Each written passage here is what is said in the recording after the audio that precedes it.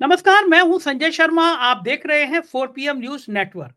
तो क्या इस बार दिल्ली के चुनाव में अरविंद केजरीवाल ने जादू कर दिया? क्या आम आदमी पार्टी एक बड़े बड़े अंतर के साथ सरकार बनाने जा रही है? क्या आम आदमी पार्टी की 55 सीटें आने जा रही हैं? क्या कांग्रेस को बहुत परेशानी का सामना करना पड़ेगा, हालांकि वोट प्रतिशत उसका बढ़ जाए? और भारतीय जनता पार्टी के हाथों में फिर इस बार दिल्ली में कुछ नहीं लगने जा रहा है। ये बातें मैं नहीं कह रहा हूं, ये बातें हिंदी खबर ने एक ओपिनियन पोल कराया है, और बड़ा शानदार, जोरदार, क्योंकि बहुत बड़ी संख्या में उसमें सैंपल लिए गए हैं। हिंदी खबर का ये जो ओपिनियन पोल आया, इसने राजनीतिक गलियारों में खलबली मचा दी। और इस पोल में क्या-क्या अंदर है, क्या-क्या बातें हुई हैं, किस तरह से ये पोल कराया गया, किस तरह से गणित बिठाया गया, किस तरह से लोगों से सवाल पूछे गए, किस तरह लोगों ने जवाब दिए, और क्या सैंपल है इसका, किस तरह के लोगों से बातचीत की गई। मैंने सोचा इन सारे मुद्दों पे बात करूं। हिंदी खबर के 5 ब्रांड पत्रकार हैं अतुल अग्रवाल।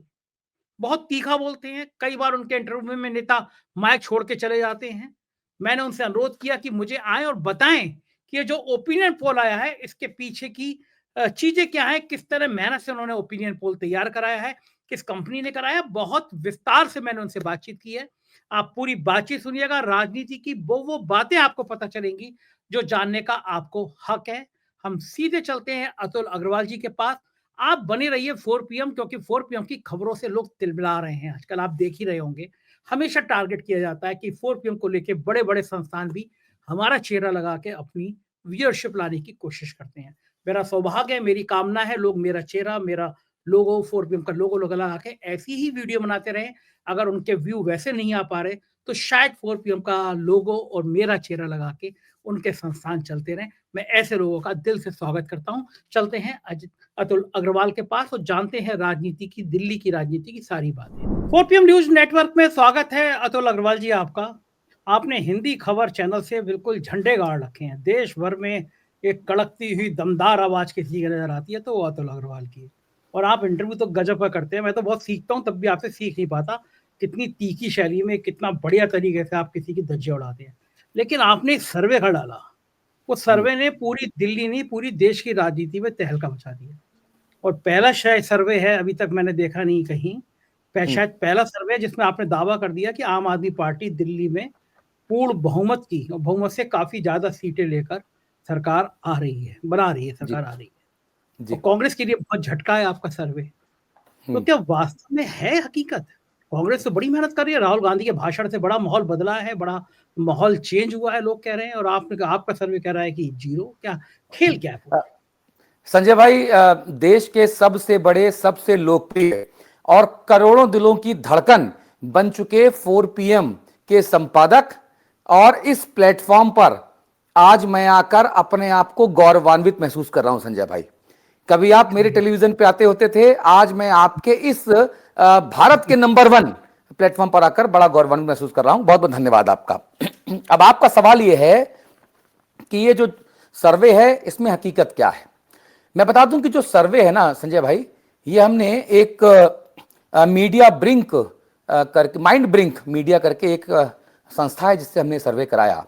और हमारा जो सैंपल साइज है वो सैंपल साइज 1 लाख से ऊपर था। 70 विधानसभाओं में हमने ये सर्वे किया। और उसके बाद QACA एक अंतरराष्ट्रीय कंपनी है जिससे हमने उसका क्वालिटी चेक कराया। 450 सर्वेयर हिंदी खबर का आई कार्ड लेके 70 विधानसभा क्षेत्रों में गए संजय भाई, और लोगों से बातचीत की। वो पूरी बातचीत ऑडियो रिकॉर्ड है, जियो टैगिंग है, कौन कहां कितनी बातें कर रहा है, कितने कदम चल के क्या बातचीत हुई, सैंपल में सवाल क्या पूछे, पूछने का अंदाज क्या था, वो सब कुछ एनालाइज करके प्रॉपर मेथोडोलॉजी के साथ हमने ये पाया कि 75,000 तकरीबन 376 या 384, मुझे एग्जैक्ट नंबर याद नहीं है, 75,384 जो सैंपल हैं वो उसमें एकदम टनाटन शानदार, बगैर किसी एम्बिग्यूटी के वो निकले। और बाकी 25,000 से ज्यादा जो सैंपल का सर्वे था हमने उसको रिजेक्ट कर दिया, क्योंकि हमको ऐसा लगा कि या तो बहुत ज्यादा आम आदमी पार्टी के फेवर में थे, या बहुत ज्यादा कांग्रेस के फेवर में थे, या बहुत ज्यादा बीजेपी के फेवर में थे। तो लगा कि ये कहीं ना कहीं प्रायोजित कार्यक्रम हो सकता है। तो एरर को दूर करने के लिए हमने उसको बाहर कर दिया। अब 75,000 से ज्यादा जो सैंपल्स हैं उन सैंपल्स के आधार पे कांग्रेस को तो खुश होना चाहिए, क्योंकि कांग्रेस को लास्ट टाइम जो वोट परसेंट मिला था 2020 के चुनावों में संजय भाई, वो था 4.23 के आसपास, 4.26 के आसपास, ठीक है।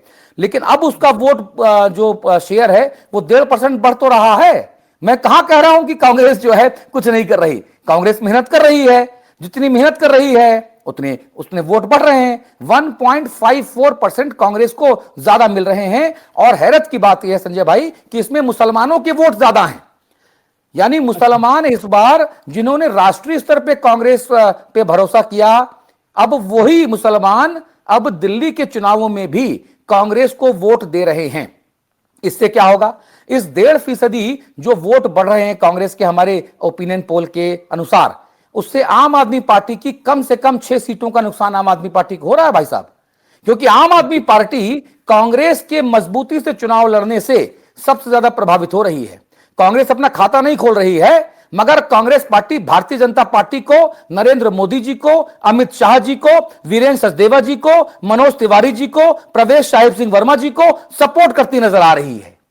तो कांग्रेस पार्टी वो कांग्रेस पार्टी जिससे भारतीय जनता पार्टी ने उसका जनाधार छीन लिया, उसकी सरकार छीन ली, उसकी प्रतिष्ठा छीन ली, उसके तमाम जो महत्वपूर्ण लोग थे उनको छीन लिया, तोड़ तोड़ के अपने में मिला लिया या किसी लायक नहीं छोड़ा। आज वही कांग्रेस पार्टी, देखिए राजनीति कितनी निष्ठुर होती है कि वही कांग्रेस पार्टी राहुल गांधी की और मल्लिकार्जुन खड़गे, केसी वेणुगोपाल की, प्रियंका गांधी की कांग्रेस पार्टी, अशोक गहलोत की, सचिन पायलट की कांग्रेस पार्टी, आज वो भारतीय जनता पार्टी, नरेंद्र मोदी, अमित शाह को समर्थन देने को मजबूर है। ये समर्थन तो है ना कि अगर आप आम आदमी पार्टी का वोट काटेंगे, वोट कटुआ बन जाएंगे, आपको मिलेगा 0 है और बीजेपी को उससे लाभ होगा।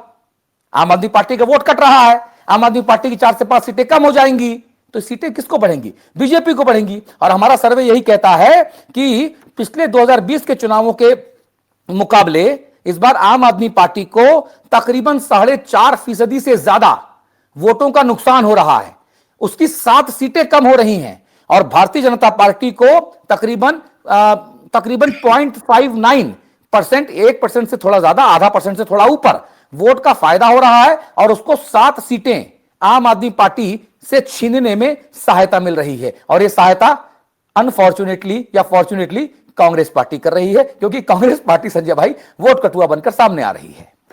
ये बड़ा शॉकिंग का आपने खबर बता रहे हैं आप, क्योंकि कांग्रेस तो बीजेपी से बिल्कुल एकदम आमने सामने की लड़ाई है। और राहुल गांधी तो रोज जिस तरह हमला करते हैं, अपनी छवि बनाई है उन्होंने भारत जोड़ो यात्रा एक पार्ट 1 पार्ट 2 करके, और बड़ा भयंकर हमला उन्होंने कल मोहन भागवत पे बहुत जो हमला किया उससे बिल्कुल देश में तहलका मचा दिया।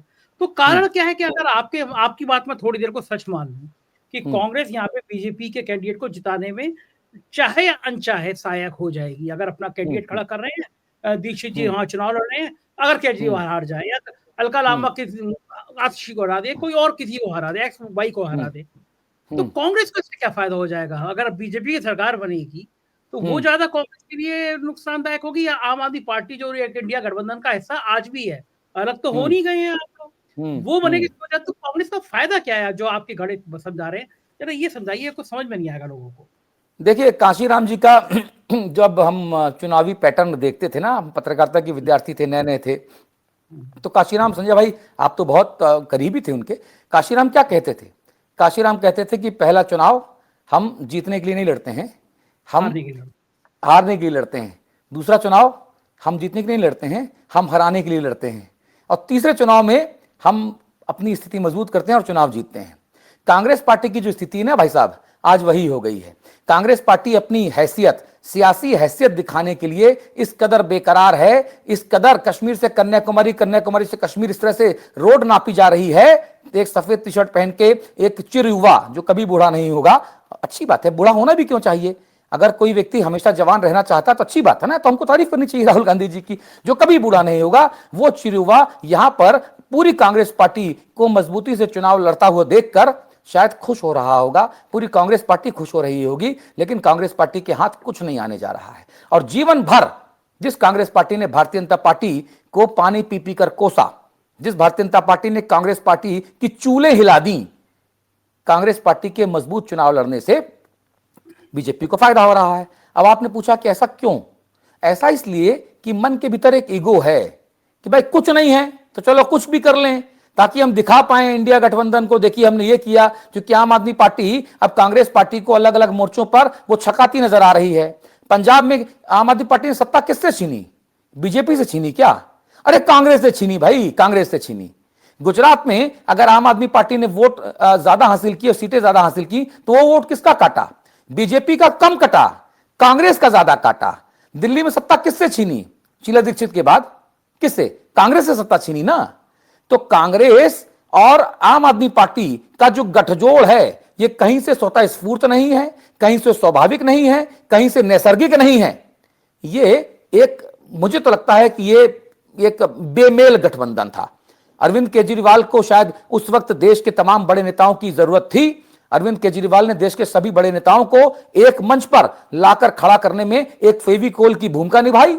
सारे लोगों को एक साथ खड़ा कर दिया गया ताकि अरविंद केजरीवाल की जब ये नौबत आई कि वो गिरफ्तार हो जाएंगे, तब बीजेपी के खिलाफ, नरेंद्र मोदी अमित शाह की बीजेपी के खिलाफ, ये अटल जी और आडवाणी जी की नहीं है, प्रमोद महाजन साहब की नहीं है, ये मोदी और शाह की बीजेपी है जो ज्यादा लीथल है, जो ज्यादा सियासी तौर पे खतरनाक है। तो उससे मुकाबला करने के लिए देश के सारे नेताओं को एकजुट करना था। तो केजरीवाल ने दांव चला, उसमें आंशिक तौर पे वो सफल भी रहे। मगर जिस कांग्रेस को हटाकर जगह जगह पर आम आदमी पार्टी सत्तासीन हुई, क्या वो कांग्रेस पार्टी आम आदमी पार्टी को बर्दाश्त कर पाएगी क्या? बताइए। ये दूध में पड़ी मक्खी जैसा है भैया, कौन पिएगा?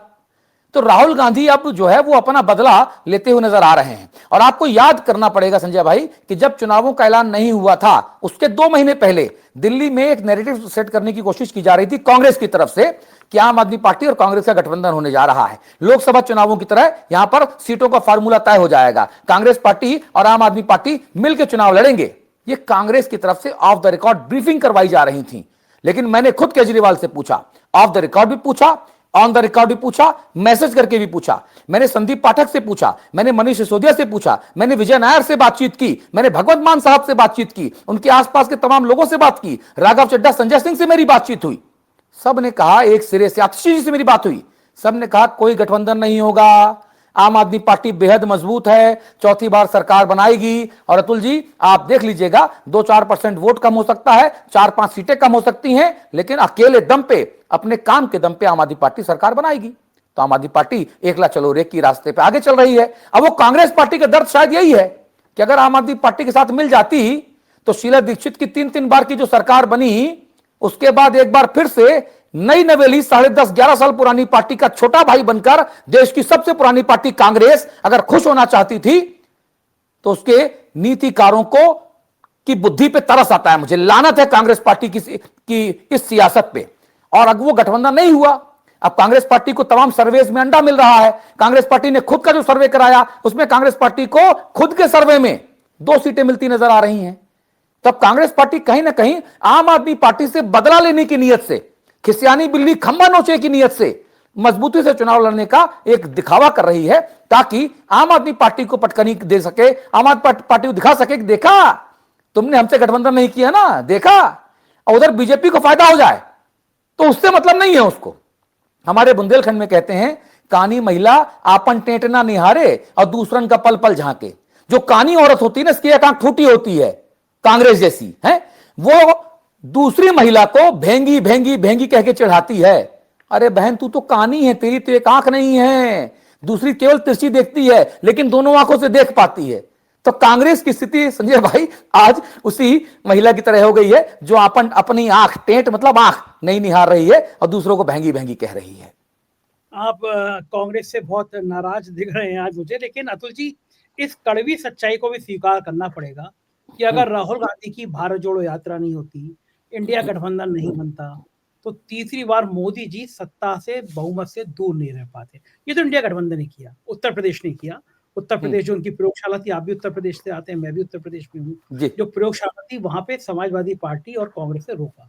अब बड़ा सवाल यह आता है कि जो आपने कहा कि वोट बैंक आम आदमी पार्टी का छीना, तो ये बात अगर उत्तर प्रदेश में 1.5-2 साल बाद चुनाव होने हैं, तो ये फार्मूला उत्तर प्रदेश में भी होगा। जो वोट बैंक समाजवादी पार्टी जिस वोट बैंक पे खड़ी है, खासतौर से मुसलमानों का वोट बैंक, वो तो एक टाइम में कांग्रेस का था। कांग्रेस कह सकती है कि दलित, ब्राह्मण और मुस्लिम, ये हमारा वोट बैंक था। और समाजवादी पार्टी ने कम से कम इसमें से मुसलमान तो ले लिया, पिछली बार दलित भी कुछ तरफ आया, बैकवर्ड के तो खैर वो है ही उनके साथ में। तो अब उत्तर प्रदेश में भी क्या 1.5-2 साल बाद ये होगा कि भाई हमें सीटें ज्यादा, हमें सीटें कम, और क्या ये फार्मूला बिहार में भी लागू होगा? तो कांग्रेस क्या बड़े भाई की भूमिका में रहे तो ज्यादा बेहतर होगा उसको, या जैसे कुछ सुझाव आए थे कि दिल्ली पूरी केजरीवाल को दे देनी चाहिए थी, 2-3-4 सीटें पर लड़ लेते, लेकिन छोड़ देनी चाहिए, बड़ा दिल दिखाते तो बीजेपी रुकती, इंडिया गठबंधन का एक राज और आता, मैसेज अच्छा होता। कांग्रेस के रणनीतिकारों ने ये सही फैसला किया, गलत किया, एक बार फिर मुझे इस एंगल से सोच बताइए। देखिए, कांग्रेस पार्टी दरअसल मुझे लगता है कि आइडियोलॉजी के तौर पे बेहद कंफ्यूज स्थिति में है। कांग्रेस पार्टी को इतने कंफ्यूज स्थिति में मैंने कभी नहीं देखा। 1994 से मैं अगर बात करूं तो पत्रकारिता में हूं, तब से लेकर आज तक मैंने इन 30 वर्षों में कांग्रेस पार्टी को पिछले 10 वर्षों में जितना कंफ्यूज देखा उतना कभी नहीं देखा। कांग्रेस पार्टी को समझ ही नहीं आता है कि वो क्या रणनीति बनाए। कांग्रेस पार्टी जो है अब केवल लानत मलानत करने, चीजों को टालने, टाइम बाई करने, लोगों को कंफ्यूज करने में जुटी हुई है। कांग्रेस पार्टी का अपना खुद का कोई विचार पता नहीं क्यों नहीं बन पा रहा है। एक प्रदेश में कांग्रेस पार्टी जिसको सही बताती है, उसी काम को दूसरे प्रदेश में, पड़ोसी राज्य में गलत बता देती है। कांग्रेस पार्टी हरियाणा कहीं से नहीं हारती अगर कांग्रेस पार्टी बड़ा दिल दिखाती। अगर कांग्रेस पार्टी इंडिया गठबंधन के, इंडिया ब्लॉक के साथियों को साथ लेकर चलती तो कांग्रेस पार्टी हरियाणा कभी नहीं हारती। कांग्रेस पार्टी का अहंकार कांग्रेस पार्टी को ले डूबा भाई साहब, ठीक है। अब उत्तर प्रदेश की अगर बात करें तो अखिलेश यादव बहुत चतुर हैं जी, मुलायम सिंह के सुपुत्र हैं अखिलेश यादव जी। अखिलेश जी को जो है ना ऐसे लॉली पॉली पॉप देके आप लुभा नहीं सकते। वो भोले हैं, वो शरीफ हैं, वो आपसे मिलते हैं तो बहुत प्यार से मिलते हैं, खुद झुक के नमस्कार कर लेते हैं। तो कुछ एक लोगों को एक गुमान हो जाता है कि अरे यार अखिलेश तो ऐसा ही है। मुलायम सिंह जी, धरती पुत्र श्रीमान मुलायम सिंह जी यादव के पुत्र हैं अखिलेश यादव जी, और उनको पता है कि उनकी सियासी विरासत क्या है। और अब तो उनके साथ चाचा भी आके खड़े हो गए हैं, 1 और 1 11, ठीक है ना। तो कांग्रेस जो है, हम बताएं आपको, उत्तर प्रदेश में तो बिल्कुल भी वो बार्गेन करने की पोजीशन में नहीं है। कांग्रेस पार्टी को मुझे लगता है कि अपने आप को अगर रिवाइव करना है तो अपने बेसिक्स पे वापस लौटना होगा। जो कांग्रेस पार्टी के पुराने साथी तो अलग अलग मुद्दों से नाराज होकर, कांग्रेस पार्टी के अंतरकलह और उपेक्षात्मक रवैये से नाराज होकर छोड़ के गए, उन सबको वापस अपनी पार्टी में लेकर आना होगा। मैं ताजा एग्जाम्पल देता हूं उत्तराखंड का भाई साहब। उत्तराखंड में निकाय चुनाव हुए, 45 साल से एक नेता मथुरा दत्त जोशी कांग्रेस पार्टी में है, 45 साल से। बिट्टू कर्नाटक तो नए आए हुए। जो मथुरा दत्त जोशी पिथौरागढ़ के रहने वाले, उन्होंने अपनी पत्नी के लिए मेयर का टिकट मांगा। कांग्रेस पार्टी ने, हरीश रावत के गुट ने, प्रीतम सिंह के गुट ने, करण सिंह महारा के गुट ने ऐसी जुगलबंदी की कि टिकट किसी और को दे दिया। जोशी जी की पत्नी तब भी चुनाव जीत जाती, लेकिन जिसको टिकट मिला है वो तो चुनाव शर्तियां हारेंगी, लेकिन चूंकि उनको जो मांगे उनको नहीं देना है, ठीक। मथुरा दत्त जोशी 45 साल पुराना कांग्रेसी अगले दिन बीजेपी में शामिल हो गया। गलती किसकी? किसकी गलती बताइए भाई। देखो, वो जमाने गए जब राजनीति सेवा का माध्यम होती थी, दरी बिछाने, पोस्टर चिपकाने, डंडा खाने जो की बात होती थी भाई साहब। आज जो आपके साथ राजनीति में खड़ा होगा, 10-20 साल 25 साल काम करेगा, तो अपने बाल बच्चों का भविष्य क्यों नहीं सोचेगा? और क्यों नहीं सोचना चाहिए? वो क्यों नहीं सोचेगा कि मुझे पार्षद विधायक बना दिया जाए, किसी निगम का अध्यक्ष बना दिया, कहीं एडजस्ट कर दिया जाए, ताकि उसकी भी ईमानदारी से कमाई होने लग जाए, उसको भी डग्गामारी ना करनी पड़े, और उसके बच्चों का भविष्य सुरक्षित हो, परिवार का भविष्य सुरक्षित हो, और पार्टी और देश की सेवा में और अच्छे से मेहनत करके जुड़ सके। ये काम आरएसएस वालों से कांग्रेस को सीखना चाहिए। ये काम भारतीय जनता पार्टी वालों से कांग्रेस पार्टी को सीखना चाहिए। अपने कार्यकर्ता का जो सम्मान राष्ट्रीय स्वयंसेवक संघ में होता है, वो सम्मान कांग्रेस पार्टी में नहीं होता, और इसीलिए कांग्रेस पार्टी आज गर्त में चली जा रही है। कांग्रेस पार्टी की मुझे लगता है कमोवेश आने वाले दिनों में लगभग सभी देशों में, सभी प्रदेशों में, माफ कीजिएगा, सभी प्रदेशों में जितनी भी क्षेत्रीय पार्टियां हैं, उनके सामने छोटे भाई की हैसियत में ही रहने को मजबूर होना पड़ेगा। ऐसा मेरी गट फीलिंग है, अगर कांग्रेस पार्टी में कोई आमूलचूल वैचारिक और सैद्धांतिक स्तर पे बदलाव नहीं आता तो। एक ख्याल ये आ रहा है कि जो राष्ट्रीय पार्टी हैं, दोनों भारतीय जनता पार्टी और कांग्रेस, वो रीजनल पार्टीज को खत्म करना चाहती है। एक ख्याल आया कि जेपी नड्डा तो कह भी आए थे बिहार में कि हम क्षेत्रीय दलों को खत्म करेंगे, उसके बाद ही बवाल शुरू हुआ था वहां पे। कांग्रेस की भी शायद ये मानसिकता रही है कि अरविंद केजरीवाल हो गया, अखिलेश हो गया, ममता बनर्जी हो गई। लेकिन बड़ा सवाल ये है कि अगर आप एक बड़ी दुश्मन से लड़ रहे हैं, आप राजनीतिक दुश्मन से लड़ रहे हैं, मोदी हो गया, भारतीय जनता पार्टी हो गया, संघ हो गया, एक आइडियोलॉजी की लड़ाई लड़ रहे हैं आप। तो कम से कम जो उस आइडियोलॉजी वाले लोग हैं, जो सेकुलर लोग हैं, उनको तो किसी भी तरह से एकजुट रहना ही पड़ेगा ना, क्योंकि अगर इंडिया गठबंधन इस तरह बिखर जाएगा, हरियाणा में अरविंद केजरीवाल ने गलती करी, उन्हें कांग्रेस के संग जाना चाहिए था। कांग्रेस नहीं भी दे रही है, जैसे अखिलेश यादव खामोश हो गए हरियाणा में, नहीं उन्होंने विद्रोह किया, केजरीवाल की गलती थी, हरियाणा में कांग्रेस को सपोर्ट करना चाहिए था। हरियाणा में सरकार बनती, केजरीवाल को ताकत मिलती, इंडिया गठबंधन को ताकत मिलती। महाराष्ट्र में हालांकि नहीं बिखरा, लेकिन महाराष्ट्र में जो भी कारण है वो अलग विषय है। मेरा कहना ये कि कोई एक पहल, अब एक टाइम में सोमनाथ चटर्जी हुआ करते थे, कुछ बड़े नेता हुआ करते थे, जिनकी पहल पे सारा विपक्ष एकजुट हो जाया करता था। क्या इंडिया गठबंधन में वैसी पहल कम हो गई है? राहुल गांधी और केजरीवाल की तो बड़ी अच्छी दोस्ती है, पहले भी अच्छी दोस्ती थी। राहुल गांधी ने हमला किया, केजरीवाल ने केवल कह दिया मुझे राहुल गांधी पे कुछ नहीं बोलना है, अभी भी वो दोस्ती बनाए हुए हैं। तो क्या एक कोई नेता का ऐसा अभाव है जो सेकुलर फोर्स को सबको एक मंच पे रह सके? कोई नेता दिखता है आपको ऐसा जो रख सके?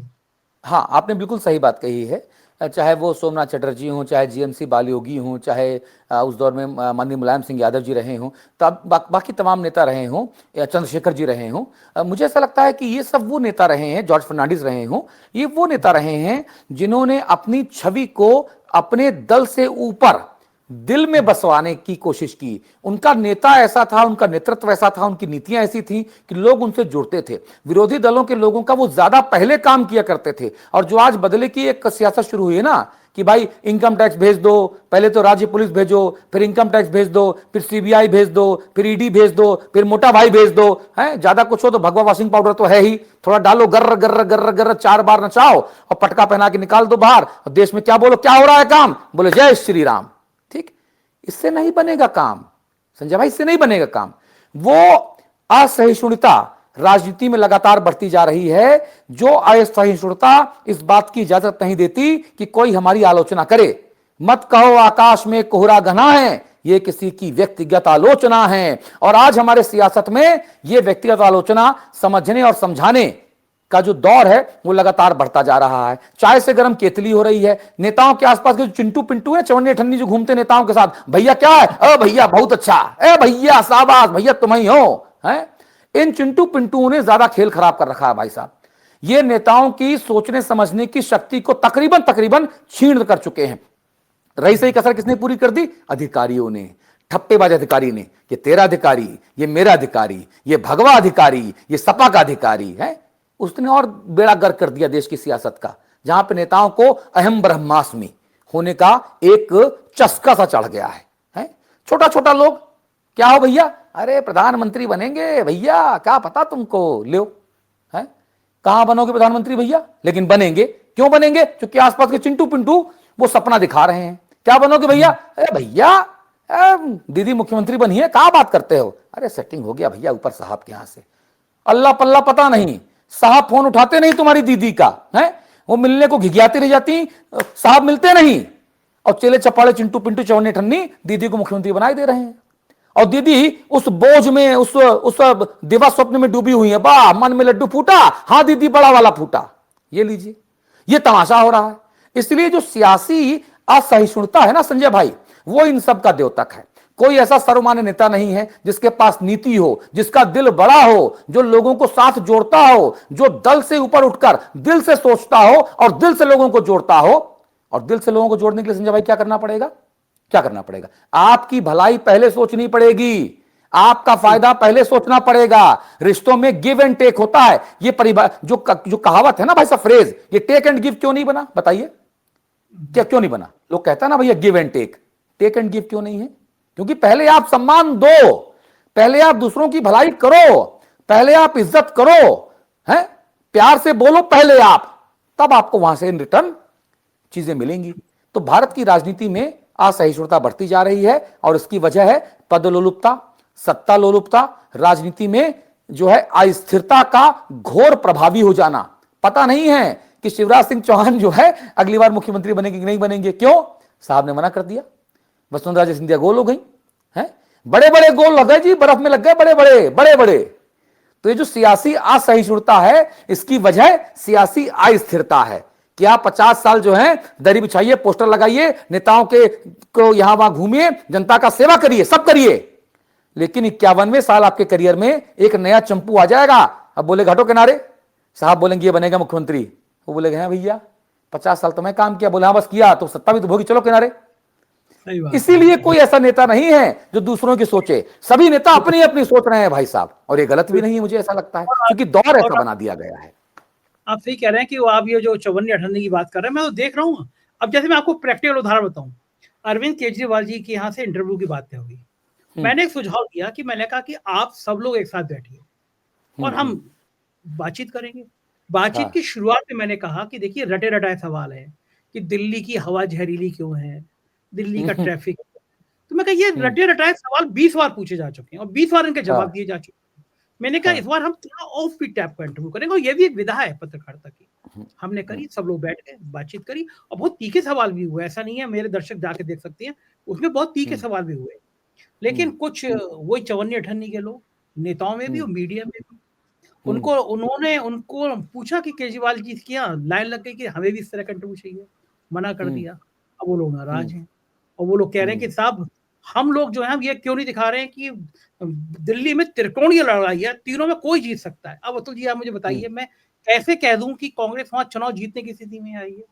मतलब मैं दर्शकों को इतना संजय भाई, आप तो बहुत हिम्मती हैं, बहुत साहसी हैं, वन मैन आर्मी है, अकेले दम देश के उन तमाम डग्गा मारों से, अड्डेबाजों से हैं, और वो तमाम जो है सेटिंग करने वाले पत्रकारों से भी मोर्चा लेते हैं, सत्ता के लोगों से भी मोर्चा लेते हैं, ठीक है, तरह तरह के मुकदमे एफआईआर झेलते हैं। आपकी हिम्मत को भैया मेरा तो नमस्कार है, हैं? और चिंटू पिंटू की नाराजगी ज्यादा मुश्किल पड़ती भैया, वही फोन करके डीएम से कहता फलाने जिले का है संजय शर्मा आ रहा है, देखो कोई गड़बड़ हो तो रगड़ देना, साले को रेल देना, ठेस देना है। बड़े साहब नहीं कह रहे, उनको तो टाइम ही नहीं है। चिंटू पिंटू मुकदमा सेट करा रहे हैं, चिंटू पिंटू जो है स्कोर सेटल करा रहे हैं, और इस ससुर किसी लायक नहीं है। को टर्मिनस बेसिस पे होते हैं, जिस दिन इनके साहब की जो है खटिया बिस्तरा उठा है, उसके 1 सेकंड बाद ही ये सब निपट लेते हैं, और फिर मुंह में नकाब बांधे घूमते हैं, साल 2 साल सामने नहीं आते। क्यों? इतना छटकर्म किया, इतना पाप किया है? और मुंह देखो ऐसे लोगों का तो लगता है कि पता नहीं जो है दुनिया भर का दुख, दुनिया भर का घृणा, दुनिया भर की साजिश इन्हीं चिंटू पिंटू चवन्नी ठन्नी ने अपने चेहरे पर लाद ली है? मोदी जी, योगी जी, अमित शाह जी, भले ही इनके भीतर सत्ता का दम ना हो, चवन्नी ठन्नी अपने आप को सुपर मोदी, सुपर योगी है, सुपर अमित शाह समझते हैं।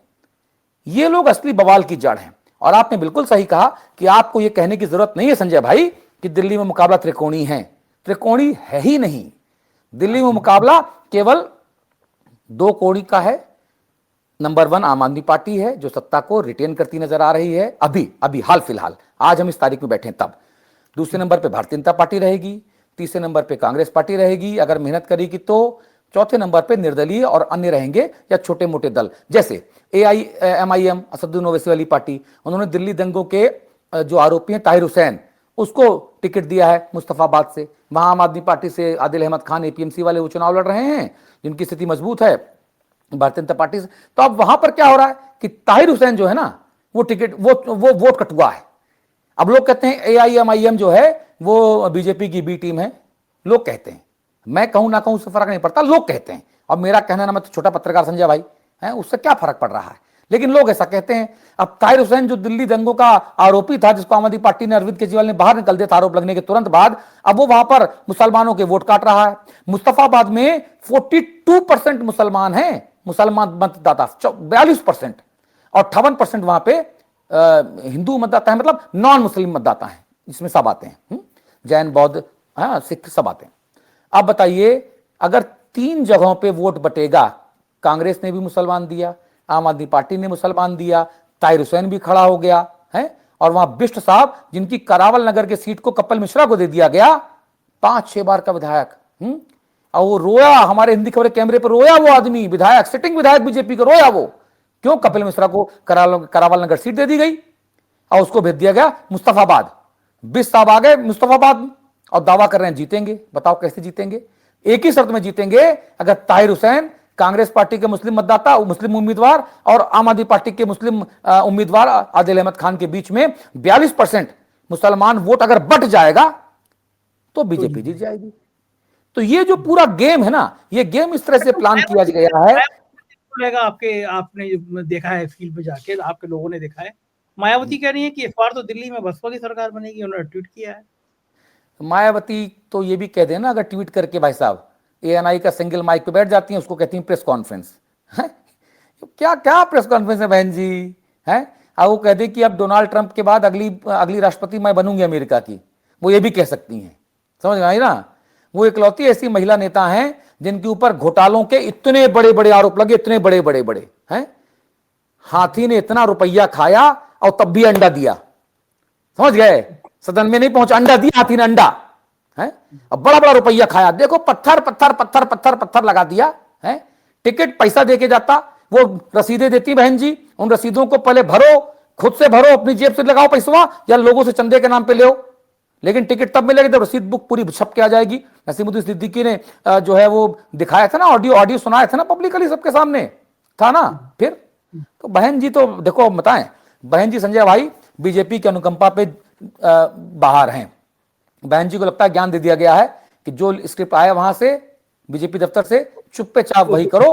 अब तुम्हारी जो आजादी है, जो तुम्हारी स्वतंत्रता है तुम्हारे इस बुढ़ापे में, वो सिर्फ इसी बात पर निर्भर करती है कि बस जितना कहा जाए उतना बोलो, जितना कहा, जहां कहा जाए वहां बैठो, जहां कहा जाए वहां खड़ी हो जाओ, बस। अब दुनिया की दलितों की देवी, आपको याद है दलितों की देवी, दौलत की देवी कैसे बन गई थी? याद है ना भैया आपको, कि नहीं याद? भूल गए हो क्या? सब याद है आपको तो भाई साहब। फिर वो मायावती अगर इस तरह की बातें कहे तो सोचो कौन कहलवा रहा है। अब तो आपको सब पता है। एक आखिरी सवाल अतुल जी, आम आदमी, आपके ओपिनियन पोल में ये आया कि आम आदमी पार्टी 55 सीटों के आसपास, आपने 55 सीटें हैं आपके ओपिनियन पोल में, जी जी, सीटें उसकी आती दिखाई दे रही।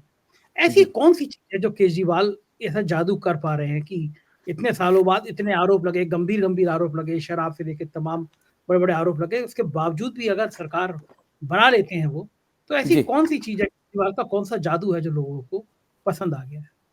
देखिए आम आदमी, मैं थोड़ा सा बताना चाहता हूं, थोड़ा समय लूंगा आपका। जो ये हमने सर्वे दिखाया ना संजय भाई, ये 1 दिसंबर से 30 दिसंबर के बीच का था। इसके पहले हमने जो सर्वे कराया वो 1 नवंबर से 30 नवंबर के बीच का कराया था हमने। इस सर्वे में अगेन हमारा सैंपल साइज भी 80,000 के आसपास था, पहले वाले सर्वे में, पहले फेज के सर्वे में। और उसमें आम आदमी पार्टी को 40 से 44 सीटें मिलती दिख रही थी। 1 तारीख से 1 नवंबर से 30 नवंबर तक का जो सर्वे हुआ उसमें आम आदमी पार्टी को 40 से 44 सीटें मिल रही थी, ठीक। और वोट परसेंट 44.2 का था, ठीक है। फिर ऐसा क्या हुआ कि जो 1 महीने बाद सर्वे हुआ उसमें आम आदमी पार्टी का वोट परसेंट बढ़ के 49% हो गया, और सीट जो है वो बढ़ के 44 से 55 हो गई। क्या हुआ ऐसा? क्योंकि जो नवंबर वाला सर्वे था उसमें, मेरे पास आंकड़े मेरे हाथ में हैं, भारतीय जनता पार्टी को 25 से 30 सीटें मिल रही थी, और उसका जो वोट फीसद है वो 41% के आसपास था, 41%। तो इस 1 महीने में भारतीय जनता पार्टी का वोट परसेंट जो है वो कम कैसे हो गया? कैसे हो गया? क्योंकि अरविंद केजरीवाल ने जो ताबड़तोड़ ऐलान किया है। कौन कौन से ऐलान? पुजारी ग्रंथि जो योजना लागू की, अभी तक तो बीजेपी कह रही थी ना कि ये तो मुसलमानों को देते हैं 18,000 रुपए, ये तो उनको देते हैं मुफ्तियों को, मौलवियों को, हैं उलेमाओं को। अब केजरीवाल तो तेज आदमी है, अरे ब्यूरोक्रेट है, लोग कहता है कि भाई बहुत शातिर है। हाँ तो शातिर क्यों नहीं होगा? उसका मुकाबला किससे? देखो ना, उसका मुकाबला शातिरों के शहंशाहों से है भैया, है अकेला आदमी, तो शातिर क्यों नहीं होगा? होना पड़ेगा शातिर। तो उनने क्या किया? उनने पुजारी ग्रंथि योजना लेकर आ गए।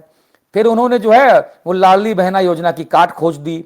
उन्होंने महिलाओं को जो है कहा कि हम इतने रुपया देंगे और सरकार बन जाएगी तो 2500 कर देंगे, कहा ना, 2100 2500 जो भी।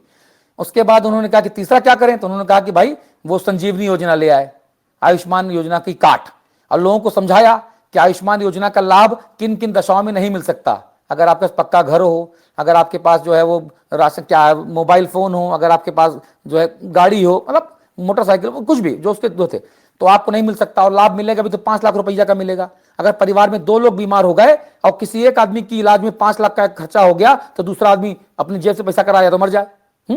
तो ये योजनाएं, और जो सरल अंदाज में केजरीवाल और केजरीवाल के लोगों ने दिन में 4-4 5-5 प्रेस कॉन्फ्रेंस करके लोगों के दिमाग में भर दी, तो वो लोगों को समझ में आ गया। और इन 3 योजनाओं का जो फायदा था वो अगले जो उसमें 1 महीने बाद जो पोल हुआ उसमें नजर आया, सीटें बढ़ गई।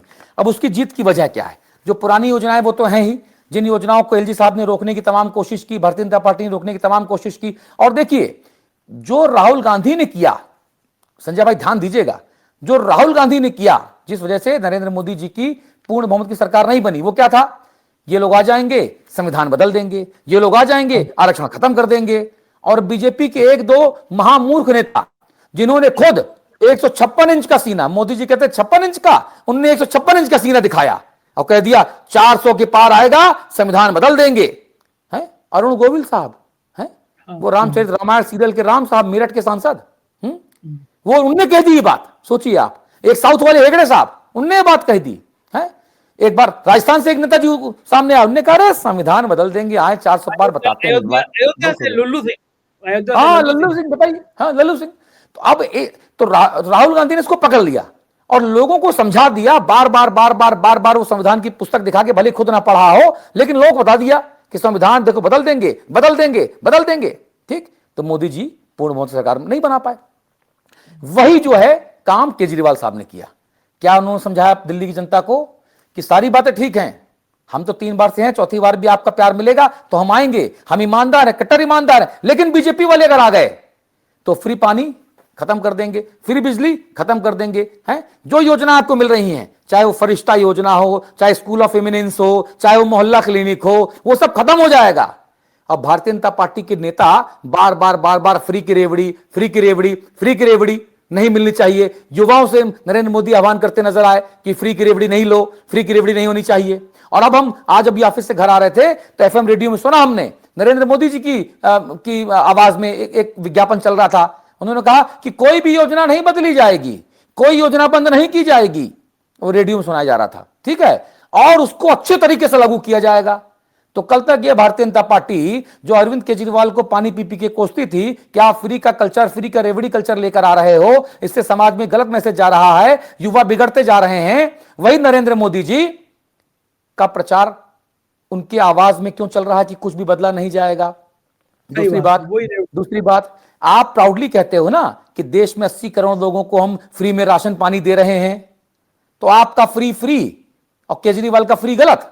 हमारे बुंदेलखंड में कहते हैं भैया तुम्हारी गाय गाय हमारी गाय ढोर है, ऐसा ना करो। देखो यार गुरुजी। दूसरी बात, अरविंद केजरीवाल सबसे पहले कहा कि गारंटी, ये संकल्प पत्र नहीं गारंटी है। एक महीने बाद मोदी जी कहते हैं ये मोदी की गारंटी है, कहा कि नहीं कहा? ठीक, अरविंद केजरीवाल ने कहा कि दिल्ली में गरीबों को डोर स्टेप राशन की डिलीवरी की जाएगी। इस प्रस्ताव को एलजी साहब ने रोक दिया और उसके बाद 80 करोड़ लोगों को फ्री खाना देने की बात शुरू कर दी गई। करगी कि नहीं की गई? जिस अरविंद केजरीवाल को फ्री 20 बांटने का बात कहते थे, 300 यूनिट 200 यूनिट बिजली दे रहे हैं। एमपी में क्या आपने कहा? बीजेपी का संकल्प पत्र देख लो आप, बीजेपी का घोषणा पत्र देख लो आप, विजय संकल्प पत्र, उसमें लिखा है कि हम फ्री बिजली देंगे। कहां से आई वो बात? तो आप केजरीवाल की नकल करो तो सब ठीक है, सब ठीक। क्यों ऐसा भाई? दूसरी बात, केजरीवाल ने, आपने कहा कि केजरीवाल ने क्या जादू किया?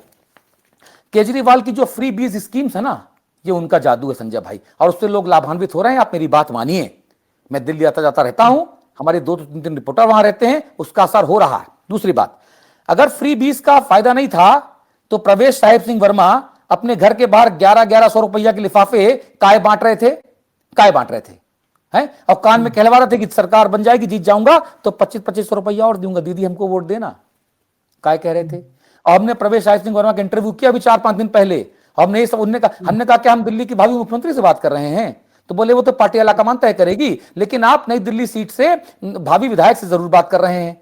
हम कहा आप इतने कॉन्फिडेंट हैं? बोला हाँ बिल्कुल हमने काम किया है। हमने क्या काम किया? 1100 रुपए तो बांट के आप वोट खरीद रहे थे। तो मुझसे कहते मुझे इस बारे में कोई बात नहीं करनी, मैं सेवा कर रहा था। उठ गए, माइक निकाल दिया और अपने सहयोगी से कहा, जिसकी आवाज हमारे पास आई, सहयोगी से कहा कि आज के बाद हिंदी खबर को इंटरव्यू का टाइम मत देना, ये लो चाय से गर्म केतली तिलमिला गए हैं। क्यों भाई क्यों? आप फेस करो ना, अगर आप सेवा कर रहे थे तो फेस करो। और आपके पिताजी ने जो ये ट्रस्ट स्वाभिमान संस्था बनाई, वो 25 साल पहले बनाई, तो आपको महिलाओं की सेवा करने की याद 11 दिन पहले क्यों आई? ये मुझे बताओ ना, ये क्यों? ये सवाल है। तो केजरीवाल ने इसका फायदा उठाया। उम्मीदवार बदलने का जो काम केजरीवाल ने किया, जो ऐसे उम्मीदवार जो थोड़ा कम परफॉर्म कर पा रहे थे, या जिनके ऊपर बीजेपी ने टारगेट करके आरोप लगाए, या जिनके प्रति थोड़ा नाराजगी लोगों में थी, तो केजरीवाल ने बीजेपी की रणनीति को हथियार बनाया और अपने उम्मीदवार बदल दिए, रिप्लेस कर दिए, वहां पे नए कैंडिडेट दे दिए, तो उनकी छवि का फायदा मिला। तीसरा, महिला सम्मान योजना का जो मैंने आपको बताया उसका असर जमीन पे है। पुजारी ग्रंथि योजना का जो लाभ उसका भी असर है। और दलित छात्रों को जो अंबेडकर स्कॉलरशिप देने का जो ऐलान किया केजरीवाल ने, वो ऐलान बड़ा फायदा पहुंचा रहा है। जो दूर दराज से हमारे यूपी से, बिहार से जो पूर्वांचली छात्र छात्राएं आते हैं, यकीन मानिए संजय भाई, बहुत फाका कशी करते हैं, बहुत वंचित अभावों में रहते हैं, शोषित होते हैं। अगर उनको 1000-2000 की जो मदद होती है ना, वो संजीवनी है, संजीवनी। डूबते को तिनके का सहारा है जो केजरीवाल ने दिया। तो ये पल्स केजरीवाल ने समझी और अपने चुनाव अभियान का आगाज केजरीवाल ने पहले किया। अपनी योजनाओं को बीजेपी से काफी पहले लॉन्च कर दिया, अपने उम्मीदवारों की सूची पहले से लागू कर दी। तो हर मामले में बीजेपी सोचती रही, केजरीवाल ने चौका छक्का लगाना शुरू कर दिया। तो वहां से जो चुनाव है ना, वो केजरीवाल के काबू में आ गया, ऐसा मुझे लगता है। हां, बीजेपी वालों से मैंने बातचीत की, वहां भी मेरे संबंध है, आप तो जानते हैं संजय भाई। तो बीजेपी वाले कह रहे हैं, अरे हमारा चुनाव तो अभी शुरू ही नहीं हुआ, हम तो नरेंद्र मोदी जी को लेकर, अमित शाह जी को लेकर आएंगे और आखिरी के 5 ओवर में दे चौका दे छक्का, दे चौका दे छक्का मार के और T20 मैच जीत के चले जाएंगे। ये बीजेपी वाले दावा कर रहे हैं। अब मुझे और आपको ये देखना बहुत दिलचस्प होगा संजय भाई कि वो स्लॉग ओवर्स में बीजेपी क्या करने जा रही है, क्योंकि दिल्ली में हिंदू मुसलमान नहीं चल रहा है, भारत पाकिस्तान नहीं चल रहा है, शमशान कब्रिस्तान नहीं चल रहा है। तो दिल्ली में और क्या लेकर आओगे आप? क्योंकि केजरीवाल भी कहने लग गया जय श्री राम, केजरीवाल भी कहने लग गया भारत माता की जय, वो भी कहने लग गया वंदे मातरम, है? तो आप क्या लेकर आओगे? रोहिंग्या के मुद्दे की हवा निकल गई। मैं बताता हूं कैसे। आप रोहिंग्या का मुद्दा लेकर आए, हिंदू मुसलमान करने लगे। मैं ग्रेटर नोएडा में खड़ा हो गया, ठीक है, ग्रेटर नोएडा में हिंडन नदी के दोनों तरफ रोहिंग्यास की बस्ती है भाई साहब। आधार कार्ड भी उनके पास है, वोटर आईडी कार्ड भी उनके पास है। मैं खुद वहां गया अपना ड्रोन कैमरा लेके संजय भाई, मैंने पूरा दिखाया। जिससे पूछो कहां के हो, नाम सारे उनके बांग्लादेशियों टाइप के। बोले कहां के हो, बोला मुर्शिदाबाद से। कहां से हो, कूच बिहार से। ये दोनों इलाके बांग्लादेश की सीमा से लगते हुए हैं। उनका जो पहनावा है वो बांग्लादेशियों का है। तो मैंने सवाल पूछा कि चलो, बीजेपी वाले आरोप लगाते हैं कि दिल्ली के जो रोहिंग्या मुसलमान वो केजरीवाल के, ये तो आरोप लगाते हैं ना। तो जो बीजेपी शासित प्रदेश हैं, हिंदू हृदय सम्राट और भविष्य के प्रधानमंत्री माननीय योगी आदित्यनाथ जी के प्रदेश उत्तर प्रदेश के नोएडा, ग्रेटर नोएडा और गाजियाबाद में जो रोहिंग्या मुसलमान हैं, वो किनके कहलाए जाएंगे? और जिनके खिलाफ भारतीय जनता पार्टी के विधायक नंद किशोर गुर्जर ने बाकायदा प्रेस कॉन्फ्रेंस की और अपनी ही सरकार, अपनी ही पार्टी और अपने ही अधिकारियों को आक्षेपित किया और कहा कि हजारों की संख्या में बांग्लादेशी रोहिंग्या मुसलमान उत्तर प्रदेश में, गाजियाबाद में, नोएडा में, ग्रेटर नोएडा में रह रहे हैं। तो दिल्ली के मुसलमान तो केजरीवाल के, तो यूपी के मुसलमान किसके? ये मैं नहीं कुछ कहूंगा, किसके मुझे पता नहीं, मुझे पता नहीं। तो जी बहुत बहुत शुक्रिया अतुल अग्रवाल जी, मुझे बहुत मजा आया आपसे बातचीत करके और आने वाले टाइम में भी मैं आपको ऐसे ही परेशान करता रहूंगा। शुक्रिया संजय भाई। मैं गौरवान्वित महसूस करता हूं कि देश के सबसे भरोसेमंद, सबसे बड़े और सबसे लोकप्रिय वन मैन आर्मी मेरे भाई संजय शर्मा के 4 PM के इस प्लेटफॉर्म पे बैठकर मुझे मजा आ रहा है। और मैं बता दूं, मैं शुभकामनाएं दे रहा हूं आपको संजय भाई। मैं आपके इस संघर्ष की यात्रा में एक भाई के तौर पे, एक दर्शक के तौर पे हमेशा आपके साथ रहा हूं। आस्था प्रिंटर्स वाला जो आपका दफ्तर है, वहां पे कितना आप संघर्ष करके कैसे कैसे काम करते थे संजय भाई। और मुझे खुशी मिलती है जब मुझे आपके पोस्ट के माध्यम से पता लगता है कि हर दिन 1 लाख सब्सक्राइबर आपके साथ जुड़ते हैं। हर 3 दिन में, हर 1 हफ्ते में वो संख्या डबल ट्रिपल हो जाती है। और मैं आपको शुभकामनाएं देता हूं कि ये नए वर्ष में, इसी फाइनेंशियल ईयर में आपका जो ये प्लेटफॉर्म है वो 1 करोड़ के मार्क को पार कर जाए। बहुत बहुत धन्यवाद संजय भाई, बहुत बहुत शुक्रिया आपका। ये थे अतुल अग्रवाल और आपने सुना पूरी बातचीत कि किस तरह दिल्ली का मिजाज क्या लाने जा रहा है। ये अभी की बातचीत है, हो सकता है मोदी और शाह के आने के बाद कुछ गणित बदले, लेकिन हम आपको पल पल की खबरें बताते रहेंगे। आप जुड़े रहिएगा 4 PM के साथ, ये आपका अपना चैनल है। शुक्रिया, थैंक यू।